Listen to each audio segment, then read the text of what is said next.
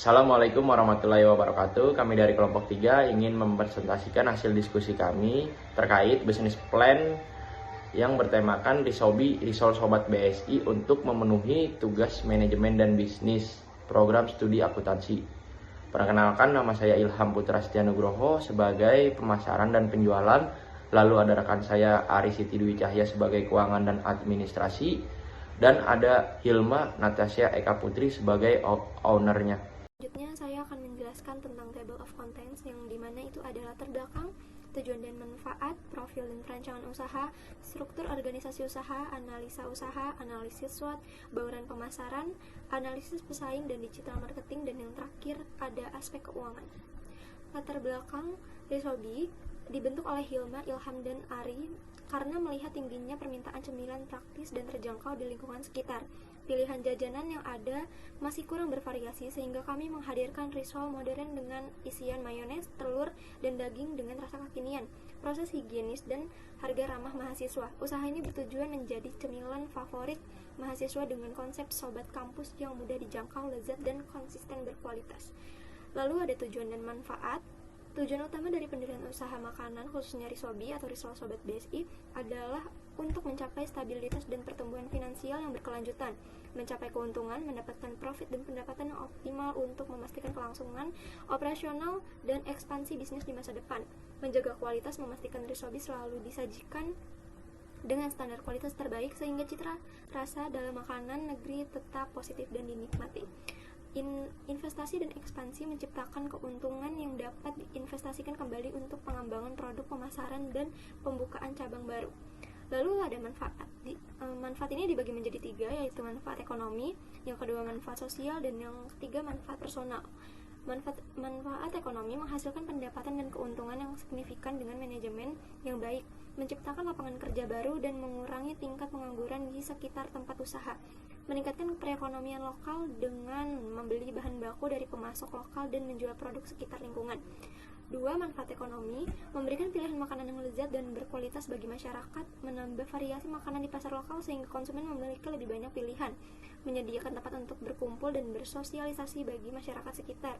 Lalu yang ketiga ada manfaat personal, meningkatkan keterampilan manajemen, pemasaran, dan operasional bagi pemilik usaha dalam mengembangkan produk dan layanan, memberikan ruang bagi pemilik untuk berkreasi dan berinovasi dalam mengembangkan produk dan layanan, memberikan kepuasan dan rasa pencapaian bagi individu yang memiliki passion di bidang kuliner, meningkatkan kemandirian finansial bagi pemilik bisnis melalui pendapatan yang dihasilkan dari usaha sendiri.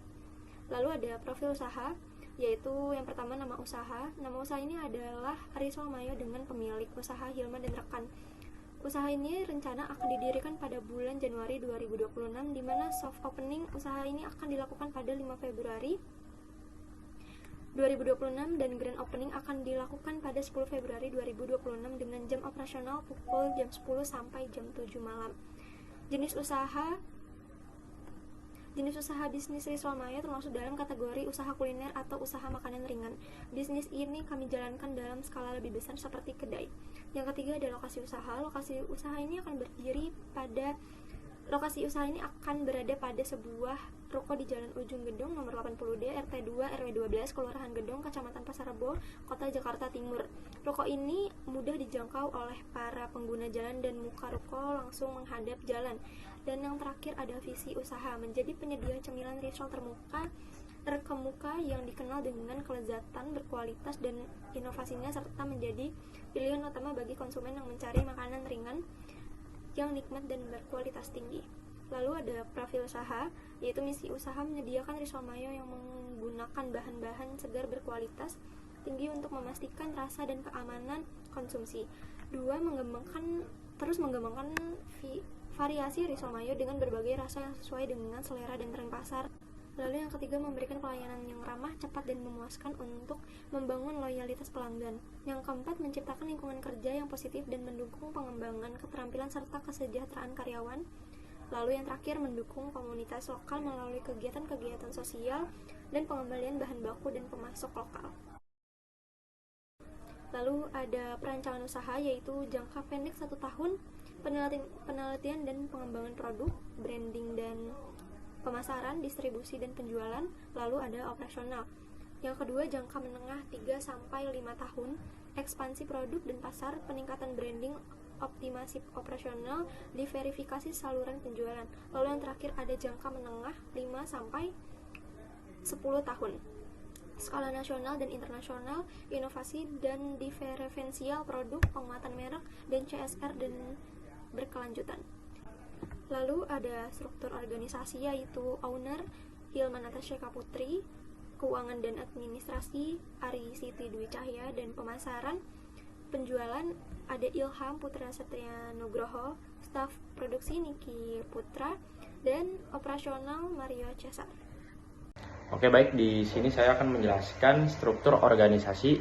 Owner yaitu si Hilma Natasha bertanggung jawab atas arah dan keberlangsungan bisnis secara keseluruhan, mengembangkan visi dan strategi bisnis, mengatur operasi harian dan mengelola keuangan, memimpin tim, memastikan kepatuhan hukum, serta mengelola hubungan dengan pelanggan dan mitra, memonitor tren industri, membuat keputusan strategis, dan bertanggung jawab atas reputasi perusahaan. Lalu ada keuangan dan administrasi, yaitu Ari Dwi Cahyati, fokus pada pengelolaan sumber daya finansial dan fungsi administratif. Pengelolaan laporan keuangan meliputi penyusunan dan analisis laporan keuangan, perencanaan dan pengawasan anggaran, serta pengelolaan kas dan aset, mencakup kepatuhan perpajakan, analisis keuangan, dukungan audit, evaluasi investasi, dan pelaporan kepada pemangku kepentingan, bertanggung jawab atas pengembangan sistem untuk efisiensi operasional. Kemudian ada pemasaran dan penjualan dengan saya sendiri, Ilham Putra Satria Nugroho. Penelitian pasar membantu mengembangkan strategi pemasaran yang efektif dengan menganalisis tren industri, perilaku konsumen, dan persaingan.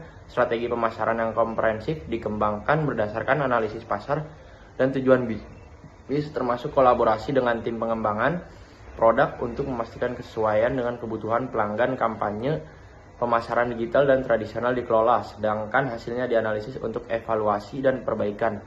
Kemudian ada staf produksi Niki Putra, bertanggung jawab khusus pada proses persiapan dan pembuatan produk dalam konteks bisnis kuliner atau makanan, bertanggung jawab atas mempersiapkan dan memasak makanan sesuai resep, menjaga kebersihan dapur, serta memastikan kualitas dan keamanan bahan makanan.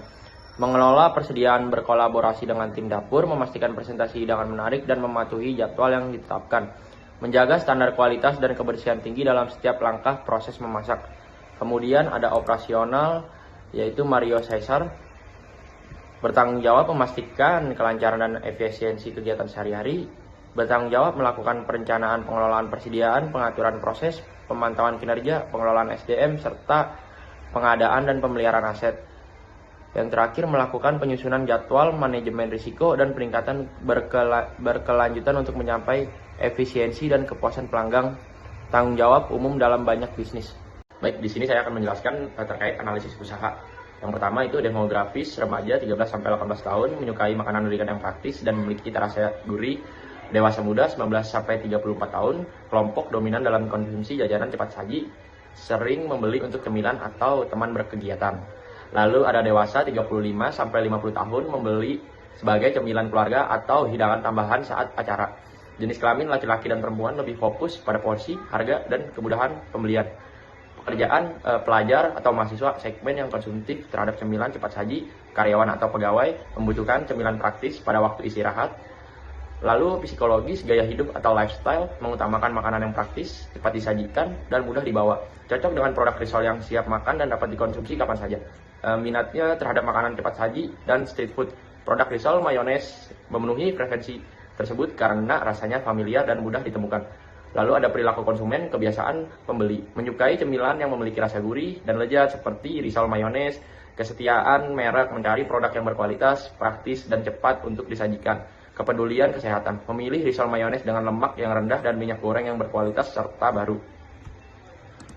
Lalu ada targeting pelajar dan mahasiswa, yaitu target utamanya kebutuhan, harga yang murah, Rp20.000 per box, dan memiliki varian rasa yang enak serta lezat. Kebiasaan membeli makanan ringan di antara waktu belajar ataupun aktivitas kampus. Pekerjaan kantoran juga menjadi target utama, kebutuhan makanan cepat saji yang lezat dan mengenyangkan. Kebiasaan membeli cemilan untuk istirahat siang atau sore atau bekal makan siang. wisatawan dan pecinta kuliner itu merupakan target sekunder. Kebutuhan mencari makanan baru dan mudah untuk dibawa saat jalan-jalan. Kebiasaan membeli produk baru untuk pengalaman dan membeli makanan di sekitar tempat wisata. Lalu ada analisis SWOT. Yang pertama itu strengths atau kekuatan, memiliki rasa yang gurih, lezat, dan enak sehingga dapat dengan mudah diterima di lidah kalangan semua orang dan disukai banyak orang. Lalu ada weakness atau kelemahan, kualitas produk sangat bergantung pada ketersediaan bahan baku segar yang bisa berfluktuasi, tidak tahan lama karena dapat mengakibatkan kulit risol menjadi lembek dan mempengaruhi rasanya. Produksi yang masih sedikit sehingga tidak dapat memenuhi permintaan yang tinggi. Opportunities, meningkatnya minat masyarakat terhadap inovasi makanan dan cemilan baru, ekspansi penjualan ke online seperti GrabFood, ShopeeFood, dan GoFood mempermudah penjualan produk rumahan tanpa perlu sewa tempat. Lalu ada treats, konsumen semakin memilih makanan yang dianggap lebih sehat dan rendah minyak. Meningkatnya jumlah UMKM dan penjual makanan ringan yang menawarkan risol dengan varian rasa yang mirip. Kenaikan harga bahan baku dapat menurunkan margin keuntungan. Kemudian ada bauran pemasaran. Produk menggunakan bahan-bahan segar dan berkualitas tinggi untuk memastikan kepuasan konsumen. Menggunakan minyak yang higienis, serta menggunakan packaging yang higienis, menarik, dan praktis untuk memudahkan konsumen membawanya. Price, menetapkan strategi harga yang seimbang antara profitabilitas, daya saing, dan daya beli konsumen agar ramah di kantong dan menarik di mata para pelajar, mahasiswa, dan juga pekerja. Memberikan diskon, menawarkan paket hemat pada peluncuran produk, paket bundling, dan program loyalitas untuk mendorong pembeli berulang. Lalu ada promotion, memanfaatkan platform marketplace seperti GoFood, TikTok Shop, WhatsApp, bekerja sama dengan influencer kuliner untuk ulasan produk dan meningkatkan rating produk. Mengikuti kegiatan pameran kuliner dan berpartisipasi dalam festival kuliner untuk menaikkan nama brand produk. Lalu kemudian ada analisis pesaing langsung, gerai risol pedagang tradisional, kelebihannya itu harga tempat sewa yang murah dan terhubung dekat dengan konsumen. Kekurangannya, produk lokal di pasar atau gerobak sering dijual tanpa merek yang spesifik. Kemudian ada waralaba, kelebihan memiliki nama brand yang kuat dan kualitas terjaga sehingga dengan mudah dikenali oleh konsumen. Kekurangannya itu kebebasan terbatas seperti tidak bisa merubah resep sesuka hati. Kedai makanan jalanan, kelebihan harga lebih terjangkau sehingga ramah untuk kantong para pelajar, mahasiswa, dan pekerja. Kekurangannya, rentan cuaca karena berada di luar ruangan, penjualan bisa terganggu oleh hujan, panas, dan angin yang kencang. Pesaing tidak langsung, makanan ringan lainnya seperti lumpia, pastel, dan burger mini dampak bisa mengurangi pembelian risol mayones jika snack lainnya harga lebih murah dan rasanya yang lebih enak. Pesaing tidak langsung, toko kue dan roti tawar isi selai, roti isi daging, dan donat. Peluang risol mayones terganggu jika konsumen membeli roti atau kue yang lebih manis ataupun lebih praktis. Lalu ada makanan cepat saji seperti burger, hotdog, dan nugget menjadi alternatif bagi konsumen muda yang ingin cemilan cepat instan. Kemudian ada pesaing online, platform pengiriman makanan, kelebihan akses mudah, sering ada promo dan diskon, serta jangkauan yang lebih mudah, kekurangan persaingan ketat dan biaya komisi tinggi. E-commerce kuliner, kelebihan, kemudahan pembelian dan variasi produk, banyak kekurangan, persaingan sangat ketat dan perlu upaya lebih untuk menonjol. Lalu kemudian yang terakhir ada digital marketing, optimasi media sosial, platform Instagram, Facebook, dan TikTok, konten, foto produk, video, tutorial, kuis, dan polling. Engagement, interaksi aktif, tanggapi komentar, dan gunakan hashtag yang relevan. Kolaborasi dengan influencer, kerjasama dengan mahasiswa, influencer, dan food blogger, membuat konten sekreatif mungkin dan menarik untuk ditonton, memberikan diskon khusus untuk mengikut influencer, email dan WhatsApp marketing. Kumpulkan data pelanggan yang membeli risol melalui online, lalu kirimkan newsletter promo, dan kemudian membuat sistem loyalty seperti buy 5 get 1. Selanjutnya, saya Arsiti Dwi Cahya dengan NIM 63250828 akan menjelaskan terkait aspek keuangan atau aspek pendanaan. Di sini sumber modal yang kami gunakan untuk membiayai kegiatan penjualan ini direncanakan sebesar 65 juta yang dimana berasal dari modal sendiri dan sisanya sebesar 20 juta berasal dari dana yang diambil dari kredit bank dengan tingkat bunga sebesar 12% dan dimajumukan setiap tahun selama 10 tahun. Bisa dilihat bahwasannya total jumlah sumber dana yang kami gunakan yaitu sebesar 85 juta. Selanjutnya yaitu bunga pinjaman ini menggunakan kredit bunga tetap. Jadi angsuran pokok per bulan yang kami keluarkan sebesar 166.600 dan angsuran bunga per bulannya yaitu sebesar 200.000. Jadi total angsuran per bulan yaitu sebesar 366.600. Nah, selanjutnya itu ada perencanaan investasi awal. Yang pertama ada mesin, terdapat AC sejumlah 1 unit, harga satuannya 3 juta, dan total harganya yaitu 3 juta. Yang kedua itu ada showcase, sejumlah 1 unit, dan harga satuannya 2 juta, total harganya jadi 2 juta. Lalu, investasi yang kedua yaitu berupa peralatan, di mana terdapat meja produksi sebanyak 2 unit, harga satuannya 300, jadi total harganya adalah 600.000. Yang kedua, tabung gas dan kompor gas dengan jumlah 2 unit, masing-masingnya seharga 500.000, jadi totalnya sebanyak 1 juta. Selanjutnya yaitu peralatan lainnya dengan total harga 4 juta. Yang ketiga itu ada stand atau ruko berupa bangunan atau gedung sejumlah 1 unit dengan total 15 juta dan total harganya berarti menjadi 15 juta. Etalase 1 unit, harga satuannya 5 juta, totalnya jadi 5 juta. Jadi jumlah keseluruhan investasi awal adalah 30.600.000. Selanjutnya yaitu ada biaya operasional per bulan. Terdapat biaya tetap yaitu terdiri dari listrik sebesar 2.500.000 dan gaji karyawan sebesar 5.500.000. Lalu ada angsuran plus bunga, totalnya jadi 367.000. Jumlahnya adalah 8.367.000. Lalu selanjutnya ada biaya variabel, biaya produksi sebesar 37.920 dan biaya kemasan sebesar 4.070.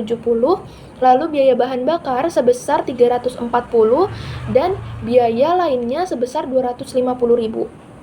Jadi jumlah biaya variabelnya sebesar 42.580. Total keseluruhan biaya operasional per bulan adalah 50.947. Selanjutnya yaitu ada harga pokok produksi dengan penghitungan jumlah biaya produksi sebesar 1.264.000 dibagi dengan total produksi risol per hari yaitu 100 box. Jadi totalnya yaitu sebesar 12.640. Selanjutnya ada harga jual dengan penghitungan harga pokok sebesar 12.640 dikali 1 plus margin keuntungan. Marginnya yaitu sebesar 58,23%. Totalnya jadi 20.000. Selanjutnya yaitu total pendapatan sehari dengan penghitungan jumlah produksi sehari sebanyak 100 box dikali dengan harga jual yaitu 20.000 per boxnya. Jadi jumlahnya yaitu sebanyak 2 juta. Selanjutnya, total pendapatan sebulan, yaitu dengan penghitungan total pendapatan sehari sebesar 2 juta dikali dengan 30 hari. Jadi, total pendapatan sebulannya yaitu 60 juta. Selanjutnya, yaitu ada keuntungan per hari atau laba per harinya dengan penghitungan pendapatan dikurangi dengan pengeluaran. Pendapatan sejumlah 2 juta dan pengeluaran sebesar 1.699.000. Jadi total keuntungan per harinya sebesar 301.000. Selanjutnya yaitu keuntungan per bulan dengan penghitungan keuntungan per hari sebesar 301.000 dikali dengan 30 hari. Totalnya jadi 9.030.000. Terakhir yaitu payback period dengan penghitungan total investasi dibagi dengan laba bersih. Total investasi sebesar 85 juta dan laba bersih sebesar 9.030. Totalnya akan menjadi 9,41 dan dibulatkan menjadi 10. Jadi, kesimpulannya modal kita akan kembali dalam waktu kurang lebih 10 bulan. Sekian presentasi dari kami, kelompok 3 terkait bisnis plan yang akan kami bangun, yaitu risol mayones. Kurang lebihnya mohon maaf. Wassalamualaikum warahmatullahi wabarakatuh.